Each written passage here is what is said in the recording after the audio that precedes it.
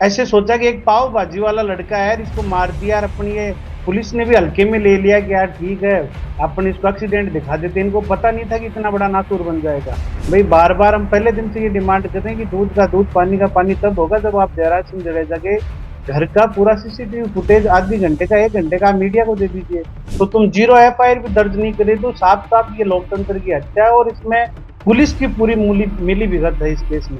बिना पुलिस की मिली भगत तो किसी भी एक अपराधी की इतनी हिम्मत नहीं है कि वो सिस्टम को चैलेंज कर दे। लेकिन कहीं ना कहीं इन लोगों ने अपने लोगों के साथ में पीठ में इन्होंने खंजर घोंपा है, अपने लोगों के साथ में इन्होंने विश्वासघात किया, अपने लोगों को सताया है। और वो लोग आज इस आंदोलन में हमारे साथ में बैकबोन बन के खड़े हैं। सबसे ज्यादा इन्होंने राजपूत समाज के साथ में इन्होंने मतलब कि अत्याचार किया है। 1998 से ये लोग दादागिरी करे। इनके सामने जो कैंडिडेट खड़े हुए उनको सरेआम इन्होंने गोलियां मार दी, किसी के हाथ पैर तोड़ दिए, सड़कों पे नंगा करना।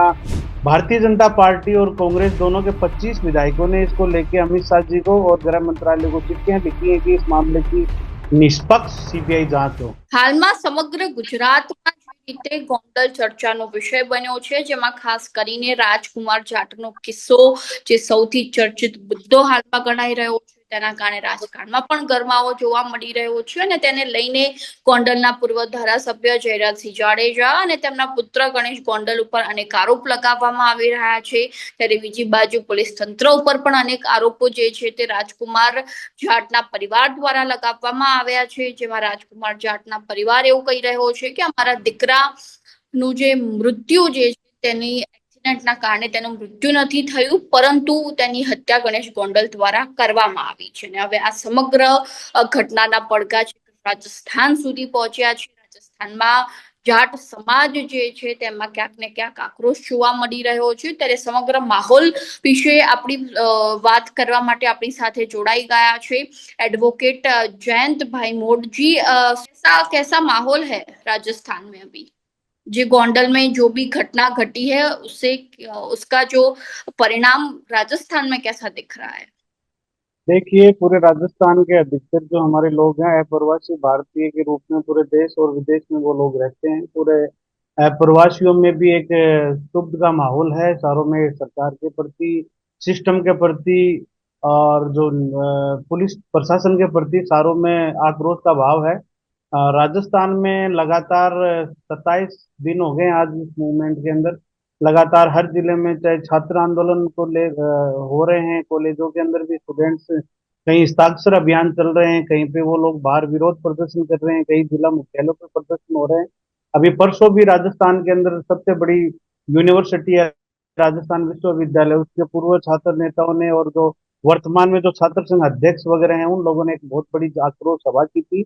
आक्रोश सभा के माध्यम से उन्होंने राज्यपाल जी को ज्ञापन सौंपा और अमित शाह जी के नाम पे ये ज्ञापन सौंपा था। इसके साथ में राजस्थान के भारतीय जनता पार्टी और कांग्रेस दोनों के 25 विधायकों ने इसको लेके अमित शाह जी को और गृह मंत्रालय को चिट्ठियां लिखी हैं कि इस मामले की निष्पक्ष सीबीआई जांच हो।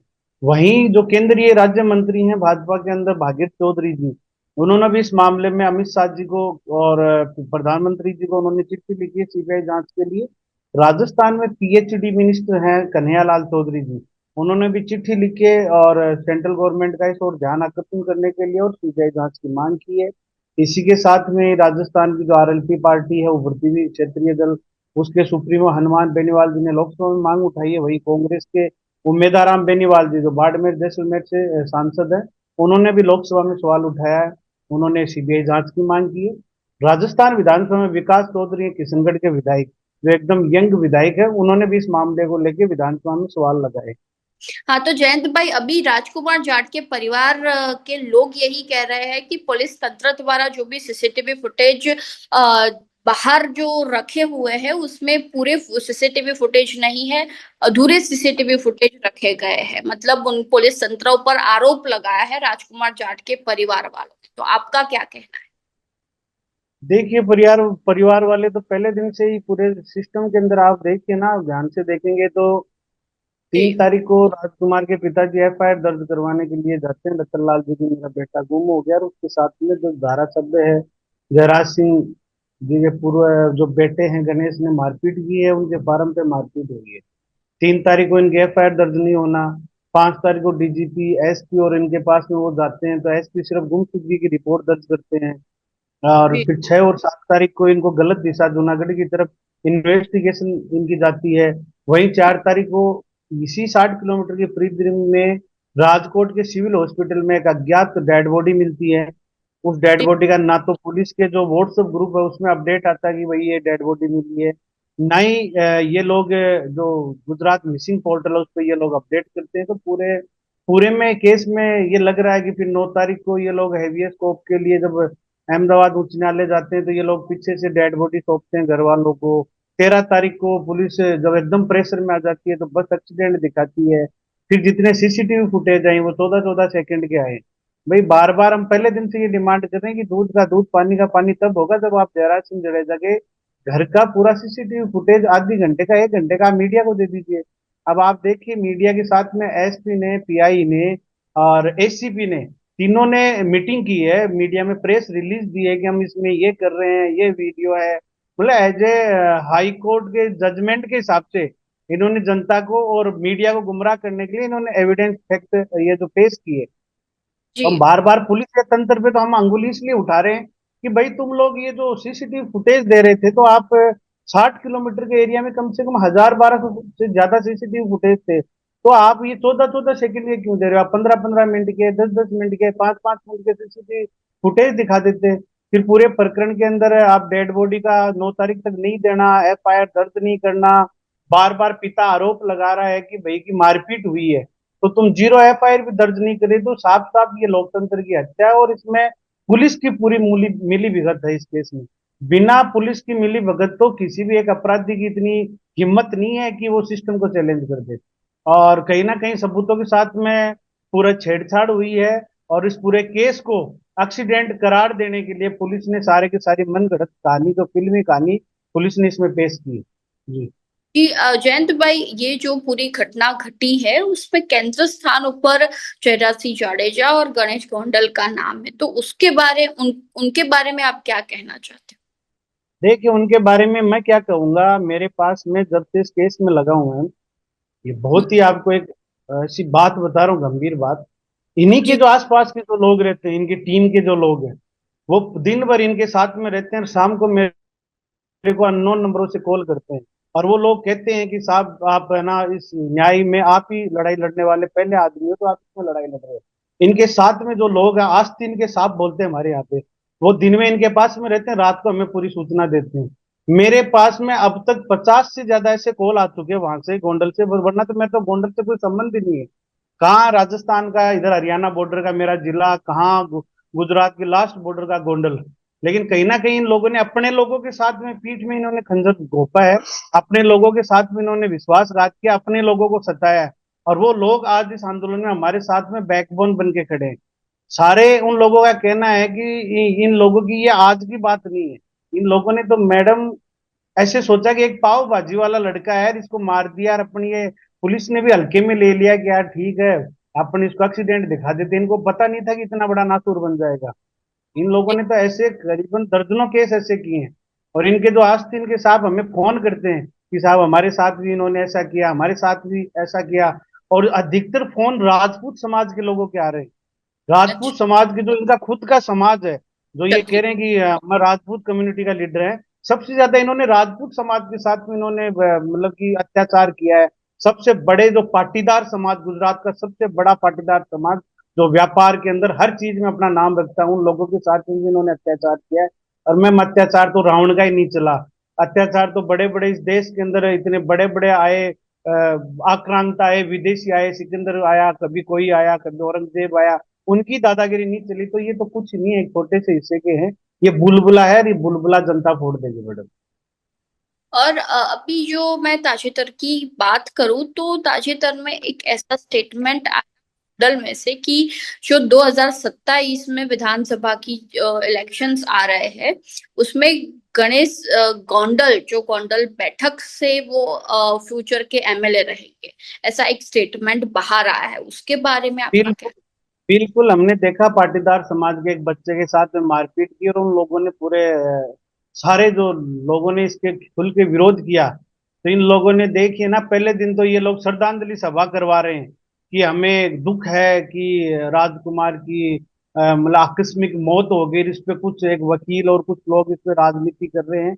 ये इनके बेटे का स्टेटमेंट है।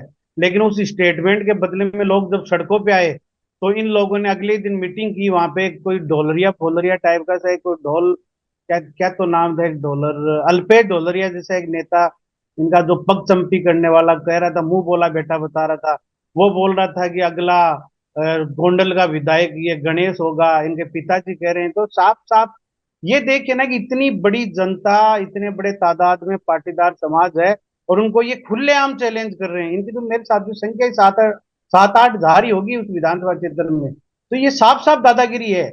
और ये 30 साल से ये लोग दादागिरी कर रहे हैं। मैंने इनका पूरा इतिहास पढ़ा है कि 1998 से ये लोग दादागिरी कर रहे हैं। इनके सामने जो कैंडिडेट खड़े हुए उनको सरेआम इन्होंने गोलियां मार दी, किसी के हाथ पैर तोड़ दिए, सड़कों पे नंगा करना, लोगों की जमीनों पे कब्जे करना, अवैध वसूली करना, हफ्ता वसूली है, पुलिस या पूरा सिस्टम है। वो पीआई गोस्वामी का भी मैंने अभी निकल के आया है कि वो पहले बनासकाठा के अंदर भी ऐसे एक अपहरण केस में सस्पेंड हो चुका। तो इन्होंने अपने ही समाज के लोगों को इस सिस्टम में बिठा रखा है और पूरे सिस्टम को खोखला कर रखा है।